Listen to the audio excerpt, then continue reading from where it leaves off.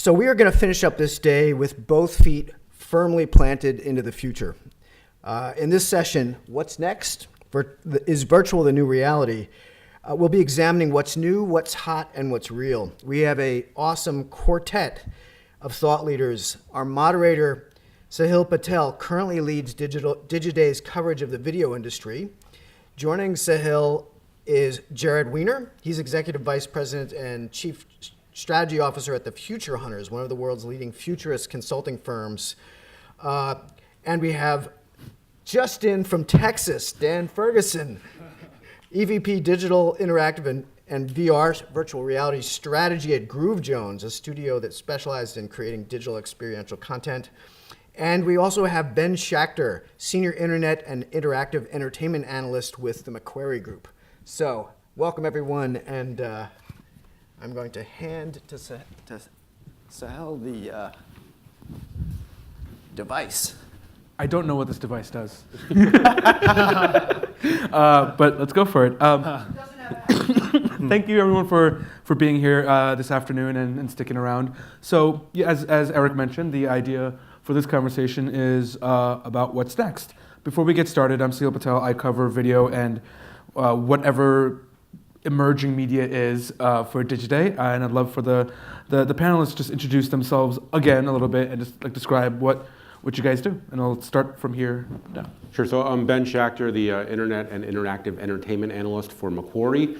Basically, I'm a financial analyst for a Wall Street firm looking at what the best investments are in the Internet and Interactive Entertainment space, and a real focus of mine over the last 6 to 12 months or so has been virtual and augmented reality.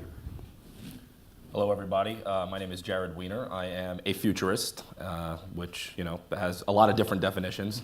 But our firm, the Future Hunters, what we do is we study everything. So we don't just focus on technology, although that's a critical component of the way we understand the future. But we also look at social trends. We look at economic trends, political, demographic, et cetera. So when we look at an issue like virtual reality, as we're going to talk about for the next 15 or 20 minutes, we always put it through the lens of why is this happening, what are the sort of socio-cultural effects going to be, et cetera. So I'm with some really smart people up here and very glad to be here. That's so much more interesting than the way I look at things. Thank you. It's actually a pretty cool job. I'm sure it's great to stay at like parties. Like, what do you do? Yeah. You know what? I'll be honest with you, and not to belabor this because we have limited time, but that gets such polarizing reactions. Some people are like, "That's the coolest thing I've ever heard," and others are like, "What the heck is that?" And then it requires me to spend like 20 minutes explaining it. So that's right. I'm Dan Ferguson. I head up VP of Strategy at Groove Jones, and we're content creators. So we've gone after from cardboard to the latest and greatest headsets, and I'm going to try to give you guys a quick overview of what the technology is, what it means, and then we can all... Yeah. So before we have a conversation, Dan, you have a quick overview of what's going on in this space. Do I need the clicker? That's what that does. Alrighty. I'm going to go up here real quick because I want to bring a prop up, if I don't mind. So has anybody here done VR before? Very few. It's it's pretty crazy because it's been around for 2 years and not many people have tried it. But it's until you try it, you really can't describe it. It's like me talking about a dream I had and how important it was to me, but you don't have any clue what I'm talking about. And literally, when you put it on, it all makes sense. So hopefully we can get a chance to try some of it today. So VR has been around for a long time, but it's really kind of gained a lot of attention over the last 2 years with the Oculus. When that came out, people started to realize, hey, the technology's here, there's very low latency, it works great. And how VR works is it actually, by having a display over your eyes and covering everything else up, wherever you look, you see content. And when you see content, it tricks your brain into believing that you're inside of the content. That's as simple as it gets. It gives you a sense of presence. And when you're inside of that content, looking around, sometimes you will have a body, you may not have a body, it doesn't matter, but you start to believe what's happening around you. Cardboard, this is an older cardboard, now they have a 2.0 cardboard, is an experiment from Google that actually caught fire and has democratized what VR is. And the New York Times is going to be sending out 1.3 million cardboard units this weekend to support their new VR app that comes out. It's actually out right now. So if you feel like downloading it, just go to the app stores. It's the New York Times VR. You can download it and watch the content right now. But it officially launches this weekend. When you capture content, there's really two different ways to do this. You have special cameras that shoot in 360 degrees all around you, which makes it more complicated, more difficult than just going out and acquiring photography or video, because that all has to be stitched now and it has to look really good. So when it's an orbital MP4 file, it looks like it's real. The other thing is to create it all in CG. And CG can be a video, could be all done in CG, or it could be actually interactive. And that's where the high-end goggles go into play.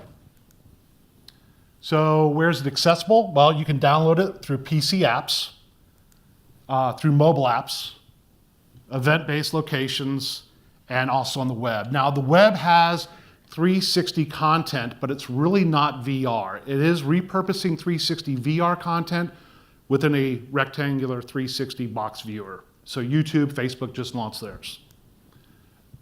On the mobile side, there's really two things to consider. The Samsung Gear, which I have right here, which you can buy at Best Buy right now for $99, was really one of the first headsets to come out for consumers, and they're in a partnership with Oculus. And you basically take your phone and you slide it in there, and you put it on your head and start watching VR. And they have a VR app within it called Milk VR, which is their video platform, which allows you to watch 360 content. And a lot of media companies and brands are moving towards that and creating editorialized content within the VR system there. And then you have cardboard. But if you look at it technology-wise, they're all pretty basically the same. And they're all available. When you get to the PC side of stuff, that's when it really changes everything. These are really made for gaming experiences and fully interactive experiences.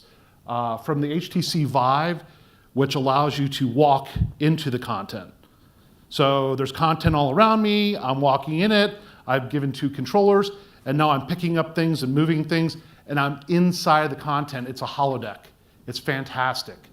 If anybody saw the MX project, that's a project that I was involved with. It's amazing. To the PlayStation VR or even the Oculus Rift. Those are supposed to come out next year, but they all involve PCs to drive them. If you look on the advertising marketing landscape around it, you've got the mobile side and you've got the PC tech side. Most of these are used for activations. Some of them are now coming out just as digital experiences. But there are a lot of brands who are playing in the space that they've been doing that over the last 9 to 12 months. Okay? And it keeps growing. And then the announcement with the New York Times about their VR piece that's coming out. Like I said, it's available right now. It's really one of the first big pushes out there from a large publisher, but it'll be very interesting on how it's taken. And I think that's it. Cool. Yep. Oh, do you want the clicker? No, you keep it. I would not know what to do with it. Well, thanks again, everyone, for being here. So the conversation we're supposed to have is about what's next, and clearly, with Facebook spending $2 billion on a virtual reality company, that's not change. Maybe it is for Facebook, but it's not change. It does appear like virtual reality is not something that you can only see in science fiction movies. But at the same time, I think it does warrant a question. We've seen different types of companies experiment with it. Today's a big day because New York Times is sort of launching their first VR film and delivering, I think it was 1 million Google Cardboard devices. 1.3, yeah. Yeah, exactly. Is this a gimmick?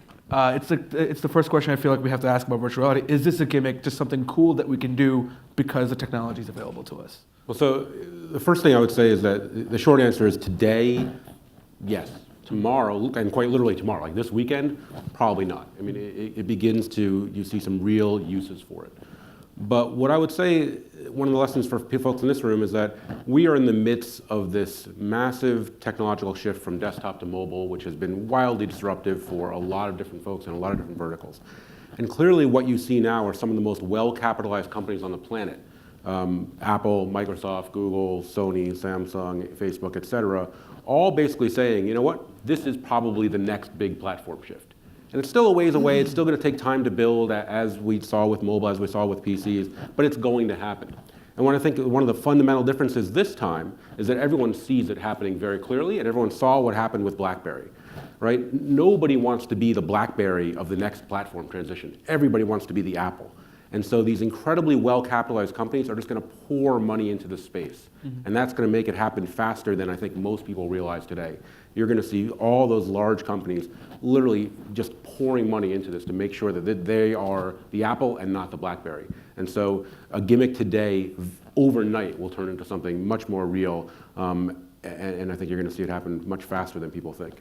Yeah, and I think, so we think about terms that are used today like omnichannel and what the omnichannel experience is. And virtual reality, I know we're focusing almost exclusively on this right now, but it's really part of an omnichannel experience on steroids for tomorrow, which is going to integrate VR, it's going to integrate augmented reality, AR, wearables, which plays into that, the Internet of Things, all those things that we keep hearing about, many of which are at the same sort of level of relative infancy. But to echo the point you just made, you see who's investing in this technology, you see the possibilities of it, you realize that even though it might be in its relative infancy today, it's going to blow up tomorrow, and it's just a question of how. And I look at the fact that years ago we were thinking of really two-dimensional experiences as virtual reality.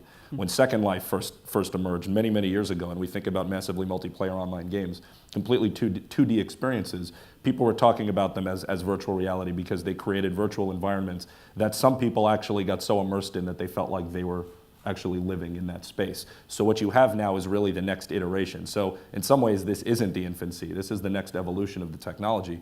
I would say that there are three things that are sort of holding it back, and two of them are very easy to address. And I think we'll go through all three of them and then reverse engineer it. The first is the applications really, in order to be effective, have to move beyond being gimmicky. They have to actually have a purpose. We're talking here about how consumer-facing brands can use VR technology in a way that doesn't seem gimmicky but seems really purposeful. The second is obviously the design component of it. And so today you still look at hardware that in many ways is very clunky and very cumbersome, so you have that design component. And then the third is really the most difficult. So the one that we're not going to overcome anytime soon. You know, Dan talks about presence, and these are already setting up a sort of sense of presence. But in our shop, we view true virtual reality and true sense of presence as tricking your brain into thinking you're doing something else somewhere else in real time. And we say that that can only be achieved when you can fully replicate all the senses. So what we have now is a great replication of auditory and visual, but haptics are still way behind. The sense of smell is still way behind, even though there are companies messing around with atomizers and things like that. But the fact is, the sense of smell is most closely related to our memory and experience as individuals. So without the sense of smell being effectively replicated, the truly virtual experience is not here yet. But the other two things are easily addressed. Design, I mean, you look at what's happened in AR. You look what happened with glass. It was brought back to the drawing board because the design was such that people did not want to be seen wearing it. It was cumbersome. Same thing with VR now. I think the design, it's going to get smaller, it's going to get cleaner in the next few years, in the next few months. You may see prototypes coming out that are going to look a lot smaller. And then the first issue, again, is the application of it. It can't be gimmicky. Yeah. For this group, it might also be useful to just give the definition between AR and VR. Right, so augmented reality, AR, and I apologize again, you know, we're using these terms, and that's why I think, Dan, your presentation about VR was so good. We're using these terms as if everyone knows them fully. VR really is the establishment of a separate reality from what we're living in right now, our physical space. Whereas augmented reality uses an overlay, some sort of technology to augment our actual physical environment. So the idea that you put on goggles that are not transporting you somewhere else, but that actually give you information about what you're actually looking at in real time. So Google Glass versus Samsung Gear. Exactly, Google Glass versus Samsung Gear. So it's the idea that, like, you know, IKEA has a great AR app where you basically hold up your phone over a room and all of a sudden it visualizes what their furniture would look like in the room so you can make a smarter kind of purchase decision. But that's using the real environment. So that's the distinction there. But, you know, the application of VR has to go beyond gimmicky. So you're going to see tons of brands. I mean, Dan's going to know this a lot better than I would. Both of these guys probably know the examples better than I do. But you see retailers now implementing VR applications. You see hotel chains, you see movie studios. At some point, they're all going to be doing it, so it's going to become a basic cost of doing business. But you really have to think, is the consumer going to walk away thinking that this actually served a real purpose? Did this matter to me? And I'm just going to end this sort of long comment with one question. I'm going to put it back out to the audience. So I know that this is the end of the day, so I'm hoping you're all paying attention. If I defined a luxury as something which is in really high demand but really short supply, if I defined it in those basic economic terms, what's the number one luxury for all of you today? What do you need more of and you don't have enough of? Yell it out. Time. Good.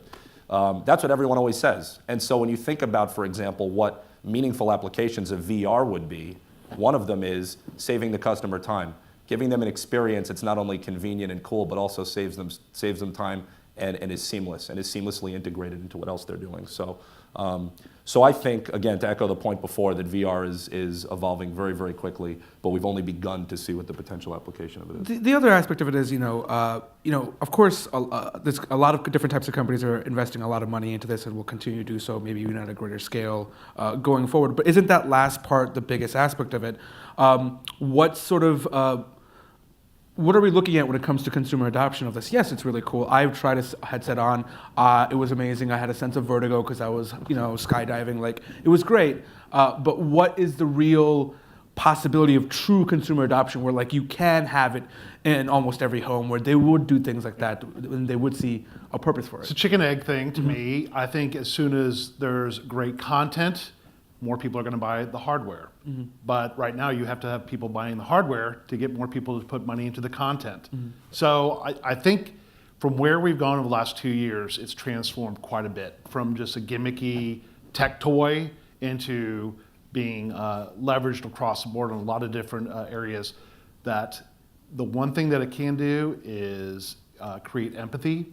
And I think once people start seeing good content that they feel passionate about, I think that's when the buzz of people will actually start buying the headsets. So to follow up on that, from what we've seen so far in terms of people actually legitimately investing in VR, you have movie studios, you have the New York Times, you have, of course, Google, Facebook.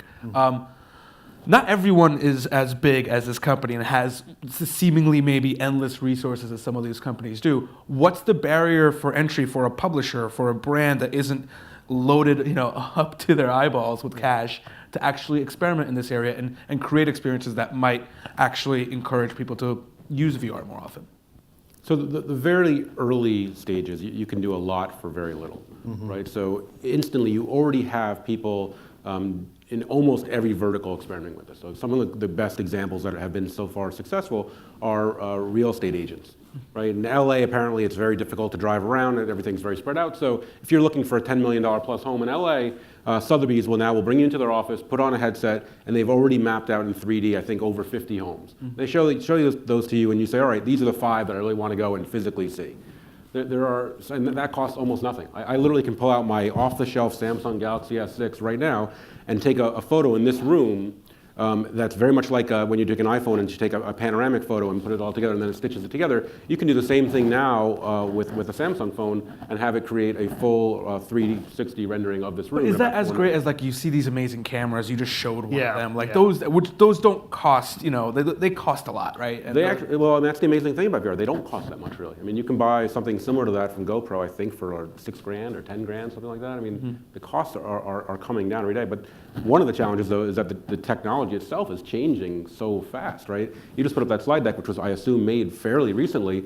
And as we were walking in here, another camera company just came out with a completely new type of technology. And I forget exactly what it's even called, but using light rays to sort of bend around things. And it'll be a new way to take pictures for VR.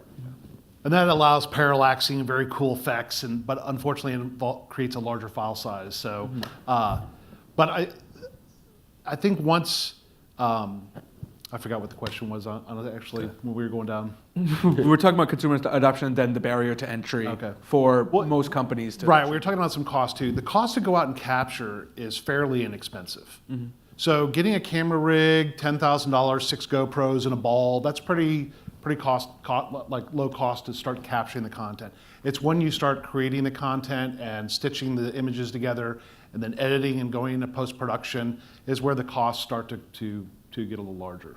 some of the more high-profile things, I'll be frank, I don't know every single VR experiment or project initiated, but some of the more high-profile things have been very much entertainment-oriented, right? You have Fox doing something around a Reese Witherspoon movie. You got New York Times doing, well, not entertainment, but that was news, documentary. What do you guys sort of see in the future? Is it going to be, it doesn't have to be either or, but like in terms of it being a utility, you can go into a town that you've never been to check out a house versus pure, I'm just being I'm sitting down in my chair, I got a headset on, and I'm just fully entertained by this narrative that's being presented to me. It's interesting. I mean, I read a report recently, and I've seen some varying sort of estimates as where this is going in the future, but I read a report that the 3 biggest markets for VR technology by, I think, 2020 are going to be gaming, video gaming, the NFL and or sports-related applications, and then porn. And the fact of the matter is, it's like that dark market that no one ever talks about. But the fact of the matter is, I think like a lot of the other technologies out there that become very big, porn is experimenting with this. It's very interesting. But Service and entertainment. yeah, exactly. So you think about those 3 things just taken together, and that's entertainment. But I think there's something else here which goes beyond entertainment. It's experience, and it's also it's narrative. It's a new way to deliver narrative. You used the example before, which I love, and I've seen a couple examples like this where you can actually cause empathy to develop among people by having them be in a situation, for example, like a refugee kind of crisis, and have them experiencing it sort of 360 visually. All of a sudden, they feel like they're part of it. They feel greater empathy as a result of it. Learning, you're talking about in the classroom. You're going to see the whole idea that you can actually immerse yourself in a rendering of an ancient civilization instead of having to read about it on paper or online or listen to a lecture about it. It's going to completely change the way we learn about things. So, I think the experience and the narrative is really where this is going. And frankly, to go back to the question before about adoption, I think brands are going to drive it. I think that, the average consumer may not go out and buy something immediately, but the fact is if they go into Tommy Hilfiger and they put on one of these headsets and all of a sudden they're in like a virtual fashion show and they think it's really that cool, then they're going to be like, I have to have one of these. If they engage with the New York Times on their experience, if they are doing virtual tourism or they're doing something through a hotel chain like Marriott, I think those brands are going to drive it, and then people are going to be like, I need one of those. So it's going to trickle down. I mean, you feel like you're being transported there. Yeah. So when you're filming and you do a cut, it's not like a traditional cut. You're transported, and your body feels it, and your brain feels it, and so you're getting that. And when I've looked at the New York Times video for this weekend, you feel like you're there, and you have that sense of empathy, and you have that sense of presence, and it's really powerful, more than you can get on a screen. Yeah. And I was going to say, what Zuckerberg said last night, actually, during a conference call, and I think it's probably correct, is it starts off with video games, starts off with some interesting niche little applications here or there. The next stage will be video, right? Things like sports, but it goes way beyond that in terms of you can be at the front row at any Harvard lecture ever given. You can be the front row of the State of the Union address. You can be front row or in a Syrian refugee camp. But there are use cases for virtually every vertical you can imagine. I have a friend who works for a nonprofit. They do cleft palate surgeries. And he was telling me that they worked with Facebook, and Facebook gave them some money to essentially create what the surgery is going to do because they were having a problem in certain countries. They didn't want Western doctors operating on the kids. Things like that we never would have thought of, right? The person who, at some point, an architect and designers created this whole room, they probably had 3D drawings, right? This is a very expensive building, et cetera. With virtual reality, you'll be able to physically walk into this room and sit here, right? And feel like, well, should the seats be at that angle? Should that light be, right in my eyes the way it is right now? How else can you do things? So every vertical will have a use case for this. We have a little bit over 5 minutes left. I know we wanted to leave some time for audience questions. Does anyone have a question for the panel? All right. I will have one for you guys. We briefly mentioned sort of, brands driving this. One of the more interesting things about, I guess, what we're talking about with respect to virtual reality is it's a completely different experience in a lot of ways. And for brands, is it basically creating a situation where they have to be more and more, content creators, producers, experience creators, rather than just, how we've normally grown accustomed to sort of at least the visual medium, which is brands just disrupt in front of it, and then you actually go watch the thing that you want to go watch. It's going to be on all kinds of levels. There will be a content strategy where if they want to take people to a location, it's a great way of doing that. If they're trying to implement a some sort of activation where they're doing something with the brand and that makes the brand cooler or gives them a more favorable impression with an audience, they're going to do it. So it's kind of going to be it's going to have to relate to their strategy of a company. There's not one simple answer. One other thing I would say also is that competition among the brands is also going to be one of the reasons this probably gets adopted faster than people realize, right? If next year I walk into Home Depot and I say, oh, I wonder what those cabinets would look like in my kitchen, and I give them, you know, the measurements of my kitchen, you put on a headset, and instantly you're there. You get to feel what it's like to have those cabinets in your kitchen. Well, Lowe's better do that very quickly, right? If I walk into Restoration Hardware and say, oh, that's a pretty nice table, I wonder what it would look like in my room, you know, you can bet Crate & Barrel is going to have to respond to that overnight, or else you would go there. And I think that's going to be the case across so many different brands and so many different types of experiences for consumers. There's also this idea, I think, that this kind of technology is going to be like the ultimate disintermediator. And in some ways it might be, but in other cases it's going to reinforce things that already exist, existing channels. So for example, this is going to be a huge boost for brick and mortar retailers to be able to bring people in store, showcase this technology and give them an experience that's sort of, they're in a virtual world, but they're experiencing it somewhere that is part of the real world footprint. And a lot of people think that the idea of virtual tourism, the idea that you can basically put on a headset and you can be in Rome, would disintermediate the need for anyone to actually travel there. And it's actually, I think it's going to be the reverse. I think it's such a brilliant marketing tool. It's so good, again, going back to that narrative and that experience that someone sees it virtually and all of a sudden it makes them want to do it even more in reality. I would agree with that for the first part, but I actually think it may be very disruptive to a lot of industries. Retail, right, when it first starts and only a few people have these headsets and the technology, they're like, you're going to walk into the store and do it. But it won't be that long before Amazon says, oh, you want to hold up that shoe and physically manipulate it and move around in space? You'll do that from home and be able to experience that in a way you wouldn't. Business travel, I think, is one of the things that's rife for a real massive disruption. Yeah. Two things that it does is, if you do it correctly, it has a one-on-one relationship from you to the content. So if it's filmed right and I'm in VR, I can feel how big this room is. That's the whole thing about presence. I feel like I'm in it. So if I go to a hotel, I can see how big my hotel room is and decide whether or not that's the hotel room I want. So that's, on the tourism side, I think it's got a huge play. We were just up here last week for PivotCon, and we've built a kitchen configurator, right? So I can walk in and I can walk in the kitchen and I can swipe different palette colors for the different materials in the room. But everybody was doing this and opening up the dishwasher and pulling the dishwasher thing out and putting the dishwasher door up and opening this and taking a cup out. They were playing house in VR and they were having a blast in it. So it may Do have that in Vive? with the Vive. And it is, people just within 10, 15 seconds, they're in. And then they're moving around and they totally get it. Because we grew up as a video game generation. You know, we've grown up, we've been around this, and it literally is like here. The final question on that front is really was just that notion of control, right? Because I haven't tested the Vive, but the VR experiences that I have tested, it's very much like just an immersive film. You know? Things are happening. I'm just a spectator, enjoying it, but still a spectator. But now you have the ability, or at least they're developing technology with the ability to have control in these environments. Do you guys think it's going to be both going forward, or is it going to be more and more towards one or the other? Yeah, it's two different things. I mean, there's linear content, which is the video content, which will have some interactivity in it, which is basically overlaying other things on the video, or you're going to have fully immersive interactive content that you could walk in and walk around. And the fact that it's around right now from a year ago is just breathtakingly amazing. And it's still, the UI part is probably one of the earliest pieces of all this, right? Facebook and Sony and others are working different ways so you can use your hands in virtual reality. It's very, very early for that part of it. But PlayStation, I would actually argue, is further ahead than most.